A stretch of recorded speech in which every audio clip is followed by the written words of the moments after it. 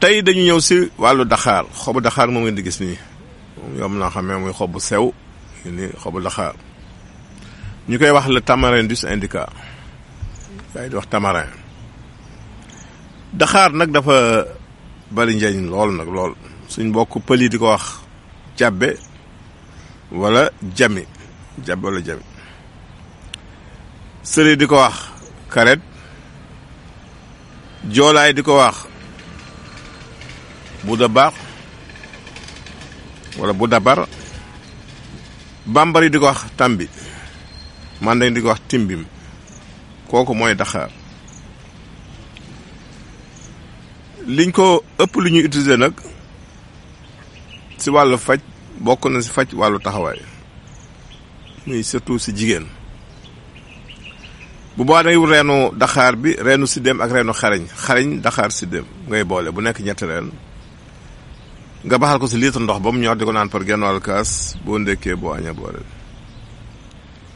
kooku lu am solo la si wàllu fajum taxawu jigéen. bu dee kiy seere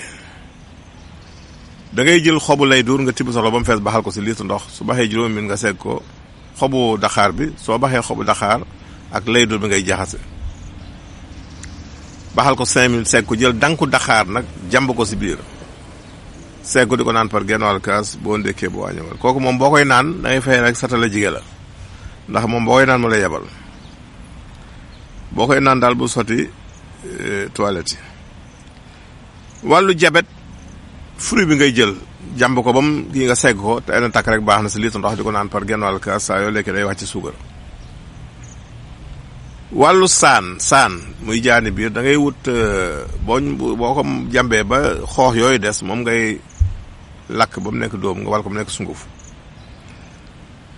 su ko defee su xale bi lekkee da ngay si lu tolloo kudd bu ndaw rek def si kaasu ataaya def ndox bu tàng bàyyi mu set nga jox ko mu naan si kàttanu yàlla dafay faj saan.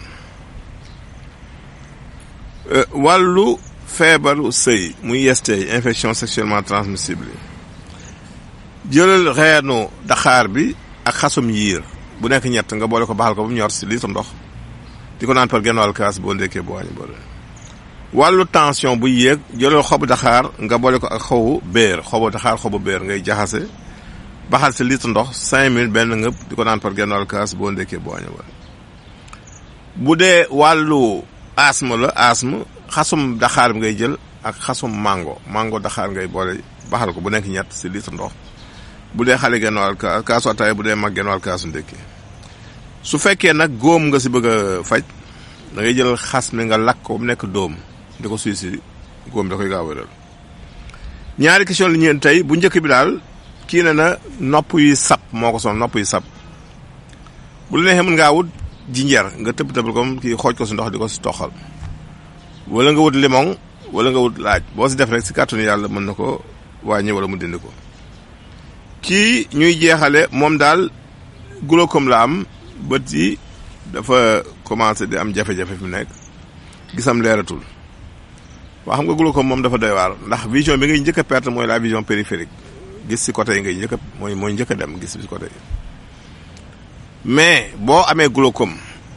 ba nga ñëw secteur bi dafa am conseil bu ñu leen jox toujours mooy ngay jël légumes ak fruits yu bari vitamine C.